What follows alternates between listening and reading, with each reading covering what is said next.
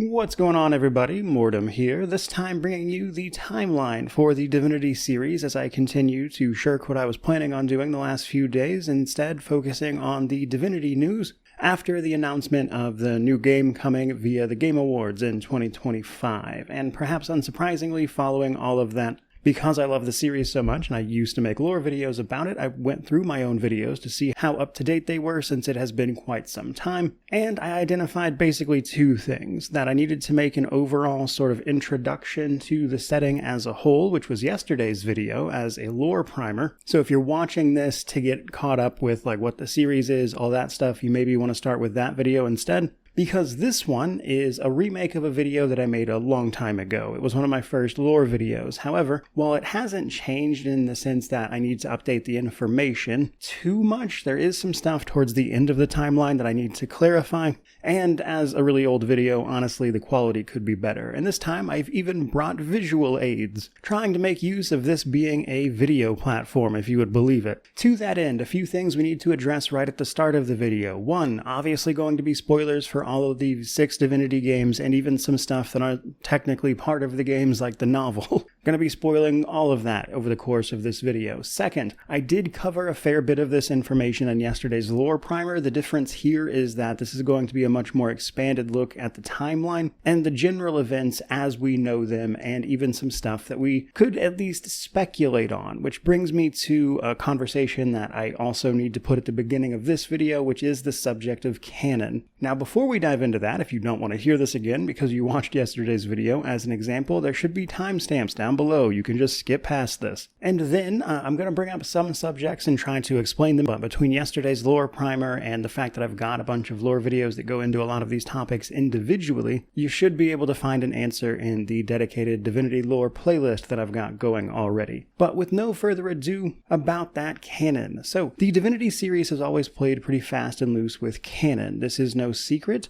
Larian themselves has pointed out they didn't care about having like a cohesive lore and world building situation until Divinity Original Sin 1, which is the latest game in combination with Divinity Original Sin 2. But even then, within some of those games, those two, we have some things that contradict themselves. And again, that's very common. You could chalk it up to unreliable narrator, a decision to focus more on fun than necessarily every single detail, that kind of thing. My point is, there's always been a lot of flexibility with what is and isn't canon, and to make that more murky, with Divinity Original Sin 1 and 2 focusing on the lore more heavily, we can also take the fact that the events of those games also rely on and inadvertently also canonize the older games in many ways as well, but there is conflicting information here and there. This video is mostly going to address that towards the end, where the Divinity Original Sin 2 timeline ends. One of the games that has been previously released goes past that.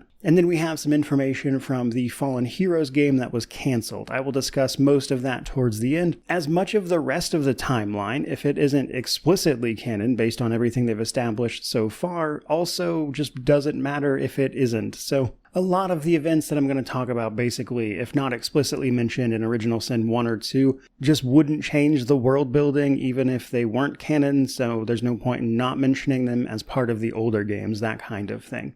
Add on top of that the fact that regardless of what happens with the upcoming new game, I would almost be willing to bet that something here changes, gets retconned, moved around, or they simply add new lore all around. All very possible, and to be honest, I'm kind of expecting it. As someone who loves the lore of this series, it has always been a bit of a mess. I've already also speculated on potential setting and timeline and everything of the new game in that previous lore primer as well, and so we're not going to do much of that here, outside of, again, where it's relevant towards the end, but in a much more minute way. And then all of this together should make for everything we know ahead of more information coming from the new game. So with no further ado, let's get into the actual timeline itself. Now, the timeline is largely split between AR and AD. This is effectively the real world's BC and AD, of course. Much of the known timeline spans between 8800 AR and 1300 AD, so roughly 10,000 years or so of history that we know at least a little little bit about here and there. Now, before we get into individually dated things, we first have to talk about the things that we know but don't actually have a date. Some of this is the foundational lore of the setting itself, which is, of course, where we're going to start. So, sometime in the unknowable past, there were 8 Eternals. Eternals were a race of people that existed alongside dragons,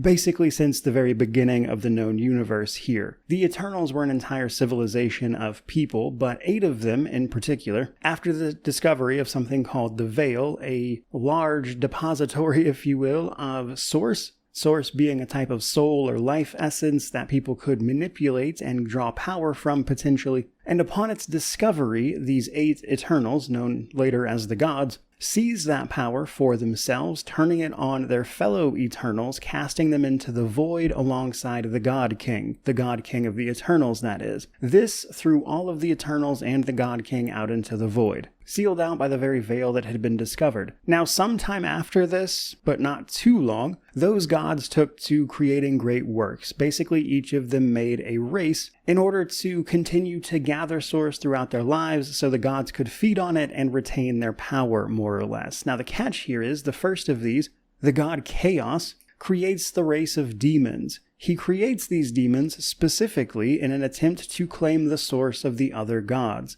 trying to betray them after they betrayed the God King. The other 7 gods, having created their own races, then enter a war with Chaos. Now the catch is, they were unable to actually kill Chaos in any way, and so what they did instead is trap him in a realm known as Tartarus, the closest thing Rivellon has to a plane equivalent to Hell. Chaos is trapped there and often sends his demons into the world where he can to do his bidding and cause problems. That is like foundation, how the universe works type of lore. However, there are several other events that we have no date for that I want to mention here as well. Sometime in the past, there was a great war known as the Wizarding Wars. This is important because while the 7 gods did each create their own race, one of them, Amadia, is a little bit different. She actually is the goddess of magic users, basically, or wizards. Wizards, true wizards that is, are seen a little differently in the world of Rivellon. They're all pretty powerful, they live for an incredibly long time, and they're obviously different from the race that they actually hail from. There was a war between most of these. It involved basically every known wizard in the lore. At some point, it eventually ended, though. The last big undated event we need to talk about is Brachus Rex and the idea of tainted Source. So Source, being that life and soul essence, doesn't always have to necessarily be used for anything good, if you couldn't guess already. It's really kind of up to the wielder initially. However, it can become tainted and drive people insane to madness. These people become known as sorcerers. The first and perhaps individually most powerful of them was a guy named Brachus Rex. Brachus Rex features in both Divinity Original Sin 1 and 2, and in both of these he is already an ancient figure who was resurrected from the past. At the height of his power, he was known as the Source King. He was known for being insanely cruel and developing all sorts of horrible devices to put down basically any opposition, and he ruled with an iron fist. He was eventually overthrown by Source Hunters. Source Hunters being an order that was established in order to bring these sorcerers to justice when they started causing problems. Brachus Rex is a really interesting figure. He appears in games, but truth be told, he's not wildly important to the lore otherwise, which then brings us to the dated events.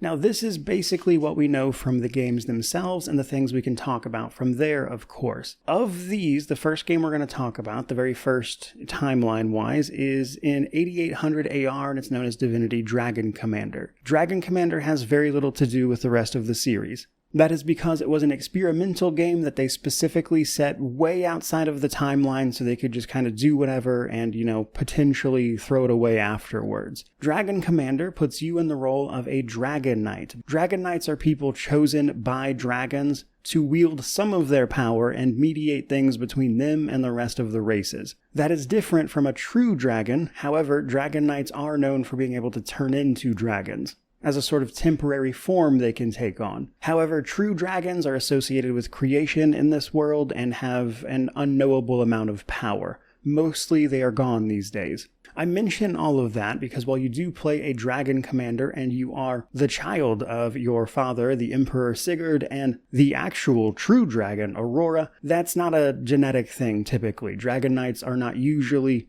genetically dragon knights in nature. They were people chosen by the dragons to represent them and given some power. Dragon Commander just makes this a little muddier than it appears in other games by making you the child of an actual dragon. But basically, in 8800 AR, after the Emperor at the time is murdered, his children murdered him and stole power. You, a bastard child of Sigurd, are recruited by the wizard Maxos, the greatest wizard of them all, really, to basically fight a war against your siblings and take everything back over. And this plays out over the course of real-time strategy battles and some odd dating sim stuff on the side. It's a very odd game. However, there is one other thing going on there, which is the demon Corvus, who has been imprisoned. Corvus is odd in the sense that he's trapped, but he also gives you all of the technology that you see in Dragon Commander. This technology is what allows you to win the wars that you fight. However, after the game is over, Maxos and you destroy all of the technology that was dreamed up by Corvus and utilized in these wars, which is why we don't see it in the later games,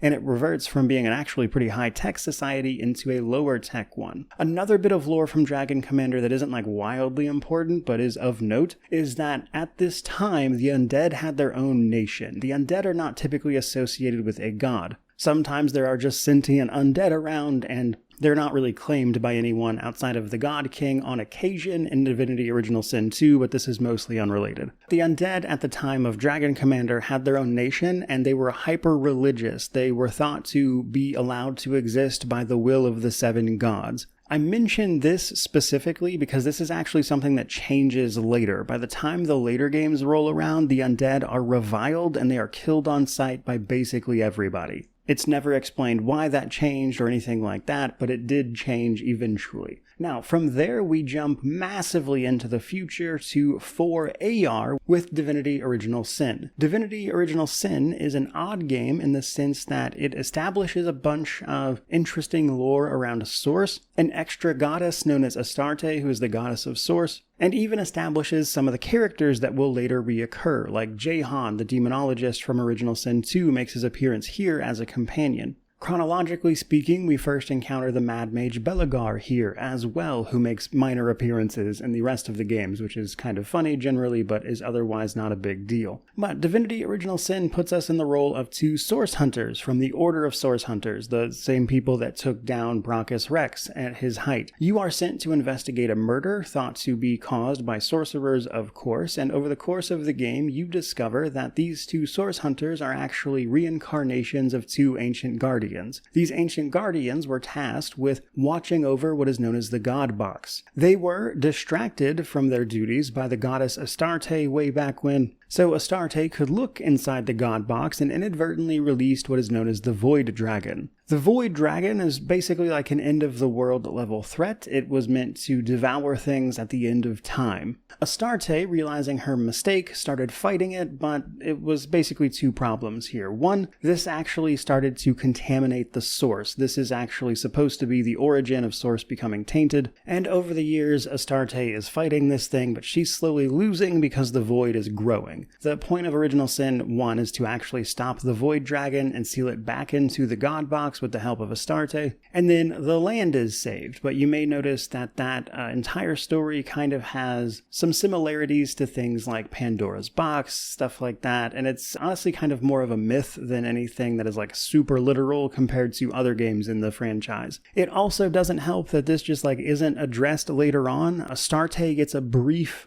mention in Divinity Original Sin 2, and then like I said, there are recurring characters that come up later, but that's basically it. Divinity Original Sin is not wildly relevant to the latest stuff in the timeline. Now, while it would be easy to jump ahead to the next games, we actually have some other things that we know the rough time of. For starters, thanks to some stuff we learned like Divine Divinity, around 100 AD, so about 96 years after Original Sin 1, we see the first attempt by Chaos to re-enter Rivellon and attack, basically a demon invasion. Now, strangely enough, the dwarves, the race of dwarves, just completely pushed this attempt back all on their own. That's pretty much all we know about that invasion, just, that it was attempted and the dwarves put it down. Skip ahead a good bit to 611 AD, and Chaos tries to re-enter Rivellon again. This one was a little more complicated, because not only did he use demons, this time he utilized the Legion of the Damned. These are basically wizards who were dabbling in necromancy and dark magic, things the other wizards did not care for, and it is with the assistance of the Legion of the Damned and his demons that Chaos has more success on this second assault. Now, from Divine Divinity all these years back, we know that Chaos somehow managed to manifest in Rivellon for this invasion. We don't know exactly how he managed it, but he managed to thwart what was keeping him in Tartarus and to attack the,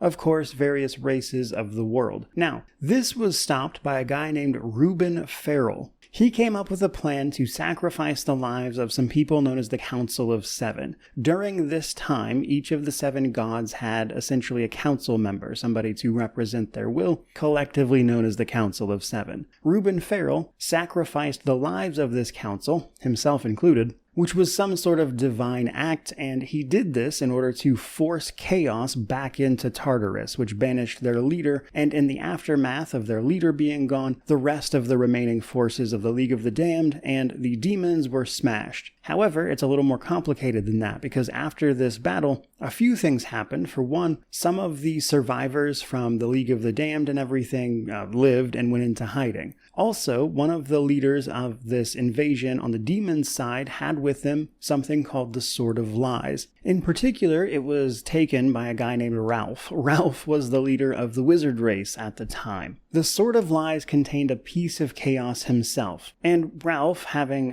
come into contact with this piece of Chaos through the sword, was battling it, and he was slowly losing that battle over the course of roughly the next 600 years. We don't know the exact timeline. With the help of the descendants of Reuben Farrell, Ralph and them managed to seal the sword itself in the sort of vault of Castle Stormfist, the ancestral home of the Farrells. However, Chaos had won out at this point and managed to completely take over Ralph, so Ralph was also sealed in with the sword, where he eventually, starved to death in this vault, and so the sword was just left down there at the bottom of Stormfist Castle. Also around this time, that is to say between 611 AD and the beginning of Divine Divinity in 1218, just somewhere in there generally, a couple other things happened. The faction known as the Legion of the Damned was pretty much wiped out, that is to say the rebel wizards who were necromancers and the like. However, the Black Ring continued. The Black Ring were a collection of people that assisted the Legion of the Damned and everything during the invasion in 611. So basically, the Black Ring serves the forces of demons and chaos. They're very important, and they will probably be related to this new game, of course. But basically, the Black Ring started around 611 and continued onwards, and we see them all the way up through the modern games. Which brings us to 1218 AD with Divine Divinity, technically the very first game in the series itself. Divine Divinity tells the story of Lucian the Divine and his rise to the station of the Divine. Back then he was just a regular guy. So in Divine Divinity you technically play as one of just like a generic character that you pick out. However, canonically it was a male warrior who then turned out to be Lucian. So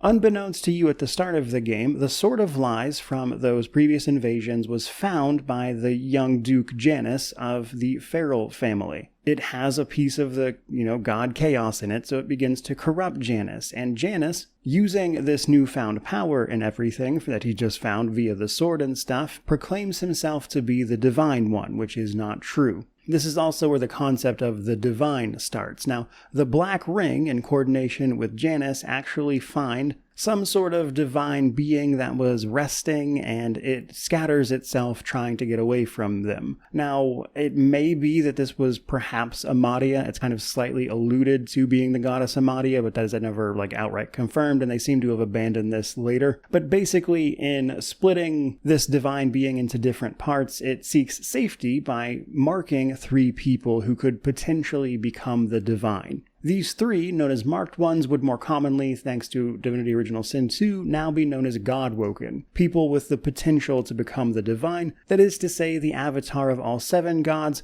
given a portion of their power. Your character in Divine Divinity is one of these Marked Ones, or Godwoken, Lucian. The other 2 Marked Ones die. You just happen to be the lucky one who survives. Your job is to find the newly appointed council members. You may remember that Reuben Farrell sacrificed himself and the rest of the Council of Seven to banish chaos again. The gods always choose representatives at this time, known as their appointees to the Council of Seven. Those people may not know they were appointed, but the gods have chosen them. Lucien's job during this game is to go round up these appointees of each race, including the orcs, by the way, which is interesting because the new trailer shows orcs kind of with society, but orcs generally have been more antagonistic towards the rest of the races of Rivellon up to this point, and they mostly just waged war with people, but they were not completely incapable of civility. Finding all of these members of the Council of Seven enables them to perform a ritual on Lucien, who then ascends to divinity, becoming the Divine One.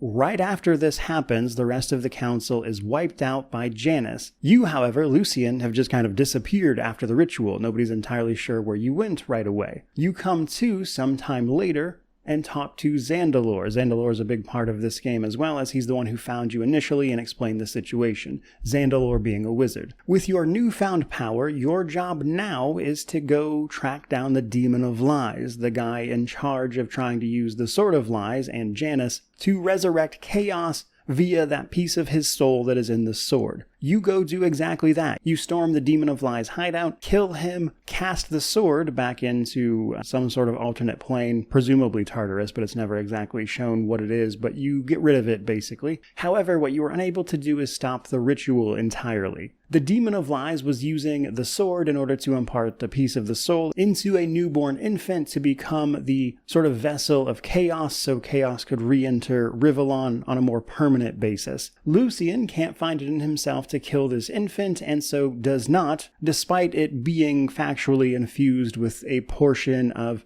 the god of chaos himself. Now, the next few, roughly 15 years are relatively quiet. Lucien takes this kid, names him Damien, and raises him as his own, which goes decently well for 15 years. Now, this portion of the timeline is detailed in a book. We don't get more information from the games until Beyond Divinity, the sequel to Divine Divinity, which takes place in 1238 AD. However, there are some important events in that book that happen in between these games, and so we have to talk about those as well. So, in 1233 AD, Damien is found by a woman named Yagurna. Yagurna is actually a member of the Black Ring, who basically begins to court Damien and eventually tells him who he is. The thing is, Lucien eventually finds out who Yagurna is, a member of the Black Ring, and attempts to execute her. Damien arrives at the execution and performs what is called a soul forging. A soul forging basically binds two people together, and so you can't kill one without the other dying. Following these events, Damien runs away pretty much immediately, of course, but then the Black Ring does what it is supposed to do, which is rally under Damien, who it considers their leader since he has a piece of the god Chaos inside of him. Damien, using the Black Ring, attempts to attack his father in a drawn-out war, but Lucien eventually gets the better of him by luring him to a temple known as the Rift Temple. The Rift Temple was discovered via a god named Trogda that comes up in the novel but is never mentioned afterwards, so Trogda being canon is very unlikely, but basically Lucien found this place called the Rift Temple. The Rift Temple being a gateway to other planes. Lucien uses the Rift Temple by tricking Damien to it, basically, and then uses the powers of the place to trap Damien in a realm called Nemesis, while also, coincidentally, erasing his memory. Now, Nemesis, kind of in line with the name, is like a very volcanically active type of place, not entirely different from what you may think of as hell, but it is actually, at the time Damien is sent there in 1233, a pretty chill place. In fact, it is mainly dominated by another race called the Renar. We learn all of this in Beyond Divinity, but basically the Renar are the native race of Nemesis. They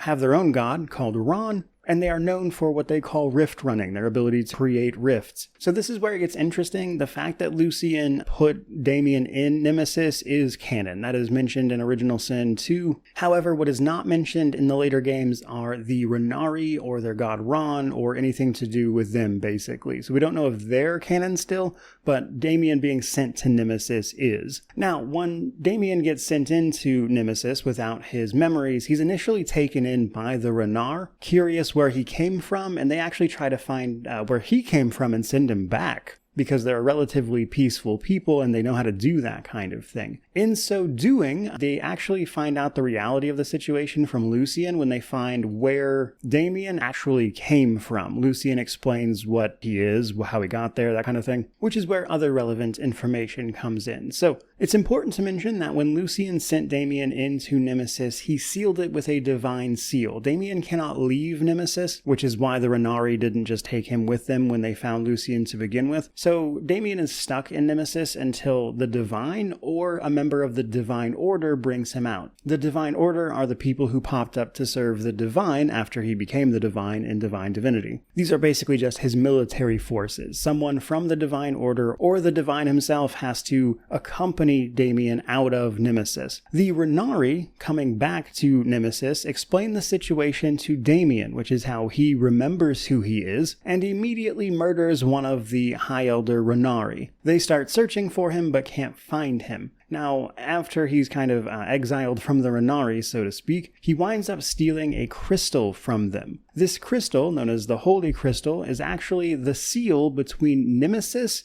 and Tartarus. When Damien steals this crystal from them, that actually allows the demons entry into Nemesis themselves, and they come in and almost immediately start wiping out the Renari. The demons start taking the place over. This continues until the Renari are little more than a resistance force just a few years later. This is interesting because this is where a lot of things start happening at once in the timeline. All of that is going on in Nemesis and everything, and then in 1238, via the events of Beyond Divinity, a paladin is tricked into hunting down a necromancer and then inadvertently getting thrown into Nemesis himself and soul forged, again, if one of them dies, both of them die, to a Death Knight. This Death Knight actually turns out to be Damien. This is an elaborate plan set up to force a member of the Divine Order to accompany Damien out of Nemesis, thereby freeing him. That happens in 1238. The paladin lives, Damien lets him go for inadvertently helping him, because the entirety of Beyond Divinity is just an elaborate ruse to facilitate his escape. Damien disappears after this, but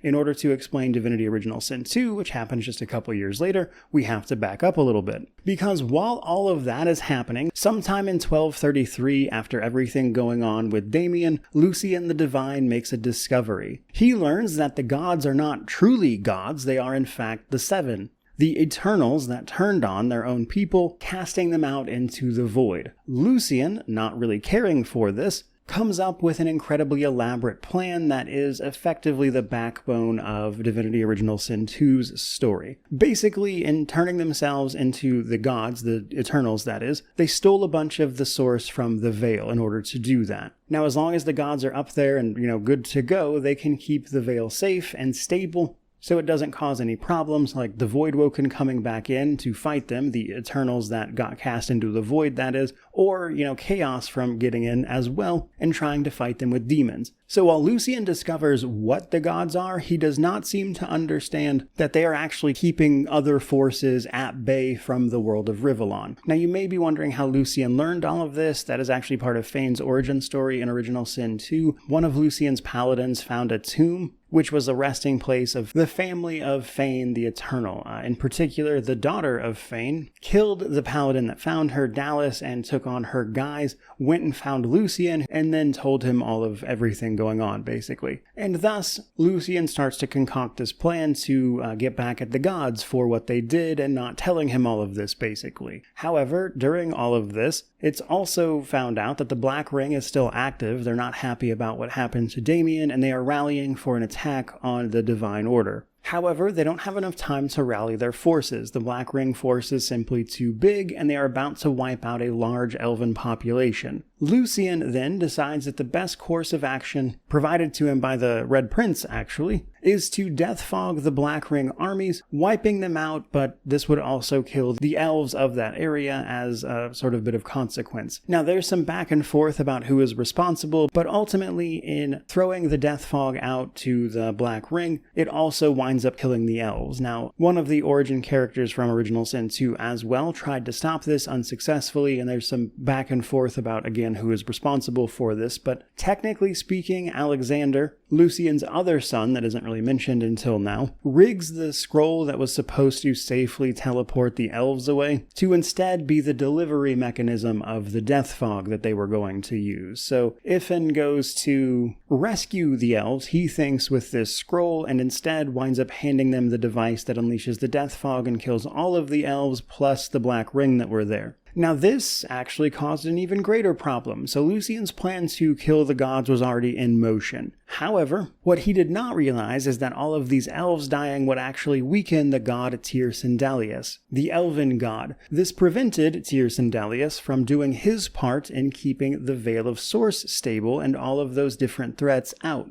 In particular, the Voidwoken in this case. Fast forward sometime later to 1234 AD, and Lucien has officially faked his death. He is proclaimed dead by the Divine Order, most people seem to believe that in fact, and it is right around this time that the Voidwoken start showing up, these monstrous beasts from beyond the Veil that start attacking basically anybody using a source, any sorcerer. Using this as an excuse, Alexander, the son of the divine that is left after he is dead, decides with some other people, including Dallas, who we know is working with the divine, to start rounding up sorcerers and sending them to Fort Joy, which is, again, the beginning of Original Sin 2. Not everyone was on board for this, but at this point, the Divine Order was actively engaged in rounding up sorcerers, getting rid of them because as far as they were concerned, they were the cause of the Voidwoken plague, which was actually not true at all. The next year, in 1235, this leads to a split in the Divine Order between the Paladins and the Magisters, or like the Knights versus the Common Folk, that kind of thing, and then they start fighting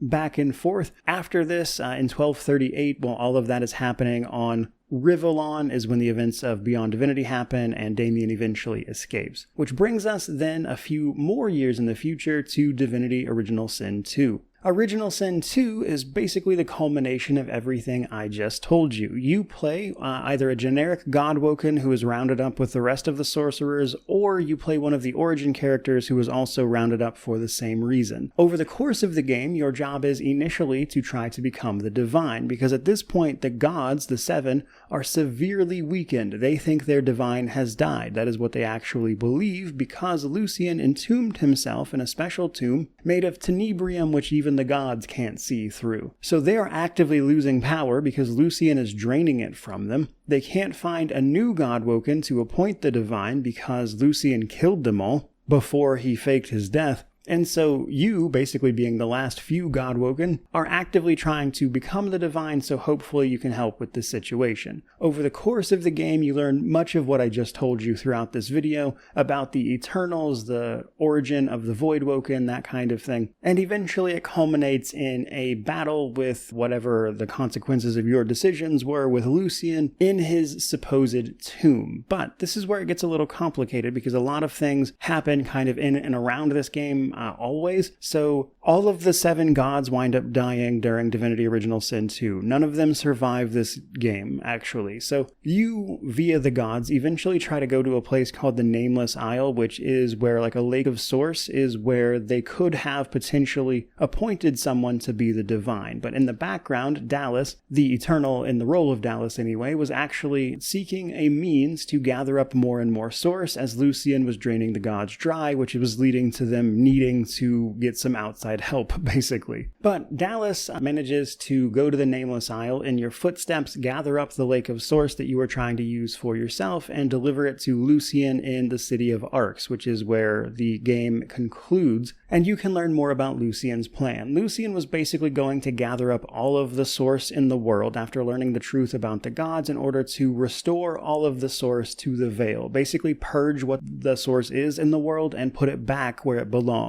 Permanently sealing, of course, the Veil, keeping the Voidwoken out inadvertently, while also getting back at the gods for everything they have done, though they are dead by the time that confrontation takes place. Another thing is that the actual, biological son of Lucien the Divine always dies in this game. He does not survive. And there are other references here, like the fact that the God King was actively swearing people to his service, turning them into undead in the case of their death. having them do his bidding as he tried to fight back against everything going on here, soaking up all of the source for himself and trying to get back into Rivellon with his Voidwoken. What happens here is up for debate. So this brings us to the point at which we no longer know what is canon from here. There's more information to tell you, but we don't know how much of it is actually going to be accurate, both with the upcoming game, but also because, with Divinity Original Sin 2 being the most recently released game, and thanks to the one right before it, Original Sin 1, kind of refocusing their efforts on the lore, we don't really know where the story actually goes from here, even though we have one more game to talk about. Which means everything after this point is incredibly open to retconning, changing, rebooting, whatever else, who knows. They could realistically cut off everything after this point and completely redo it if they wanted to, and kind of keep things in line with where they are currently in terms of their storytelling with Divinity Original Sin 2. So let's get into some of that. Some of the endings to Original Sin 2 see things playing out differently, but the gist of it is basically that you can either go along with Lucien's plan to purge Source from the world, which is actually the best ending for everyone else. The thing is, people who get purged of their source, the sorcerers he's been doing this to, actually get turned into what are called silent monks. These are like people who have had a lobotomy performed on them. There's just nothing upstairs, really. Naturally, the Godwoken in this case kind of find a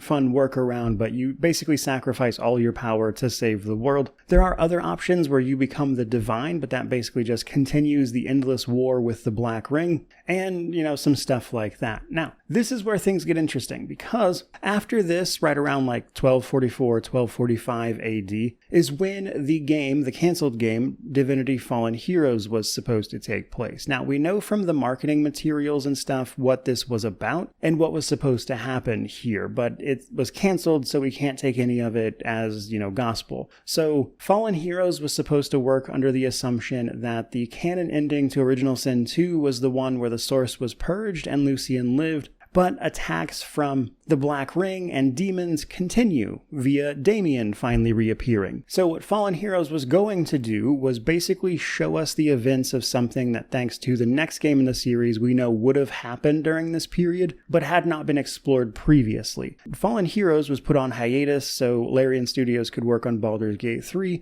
before it was officially canceled in 2023. So we don't know that actually, is what is going to happen here. But the gist of it is, Damien would attack Rivellon with his demonic armies, and seeking allies after everything else that has happened, Lucien would go to the Dragon Knights, the appointed champions of the dragons, and because of the threat to the world, the Dragon Knights actually do agree to help and fight the Black Ring. During one of these battles, however, between Lucien and Damien, Lucien is seemingly betrayed by one of the Dragon Knights enlisted to help him and murdered. Except that's not actually true, but the events here cause the Divine Order, the people serving the Divine, of course, to start murdering Dragon Knights. They are tracking them down and actively killing all of them. Turns out this was actually an elaborate ploy, though, because from the final game in the series, Divinity 2 Ego Draconis, and its expansion, Flames of Vengeance, collectively known as the Dragon Knight Saga, tell us what actually happened. And what actually happened is that during that battle where Lucien supposedly died, it was actually all an illusion. A Dragon Knight did not kill Lucien. Damien kidnapped Lucien and hid him in an area called Hypnerotomachia, where he then imprisoned him. This, in theory, would have only been possible because following the events where all of the source was purged from the world in Original Sin 2, the Divine wasn't actually anything special. He was just a divine in name only. He looked the part, but he had not the power that he had previously, thus allowing Damien to capture him this way. But we don't know that as the player in Divinity 2, and so, our role is actually one of a Dragon Knight. We actually start the game as a Dragon Slayer, and as we are going to fight the last Dragon Knight, that power is actually transferred to us unexpectedly, and we become the very thing we were sworn to destroy, Dragon Knights. And then, over the course of the rest of the game as the Dragon Knight, you fight back against Damien's forces. You eventually wind up freeing Lucien the Divine after inadvertently resurrecting Yagurna. because there was another lie. So the Dragon Knight is led to believe that a way you could kill Damien is to enter the Hall of Echoes and revive Yagurna, which for whatever reason with their weird Soul Forge nonsense after Yagurna had died, reviving her would somehow kill Damien. That was a lie, didn't work out at all. Yagurna actually intercepts you and then imprisons you in the plane of Hypnero Tomakia, which is where you meet Lucian. You wind up being saved by some of the wizards, Berlin and Zandalore, with the agreement being that you would also then go on to free the Divine. You use a device called the Eye of the Patriarch to do this. You fight back against Yagurna and everything else going on at the time. And over the course of Flames of Vengeance, the expansion, you do exactly that. You manage to push back Damien's forces, kill Yagurna again, and actually free Lucian from his imprisonment this time around. And that is where the known timeline as it stands currently ends. And because of that, we don't know, again, how much of Divinity 2 Ego Draconis and Flames of Vengeance and all that is canon. We don't know for sure that anything past Divinity Original Sin 2 is canon, as I mentioned. It's all up for debate, but that is what happened currently, and so if this new game changes any of that, then it will be a retcon, of course. Now, I've already gone into length about where I think this new installment would likely take place, and given everything we know, the press release and everything, I think it's likely going to take place sometime after Divinity Original Sin 2, but what it does with any of this lore, what it keeps or decides to throw out or whatever else, we have no idea yet. And as mentioned, that lore primer from yesterday goes over all of my thoughts on that if you're curious, but with this video being focused on the timeline,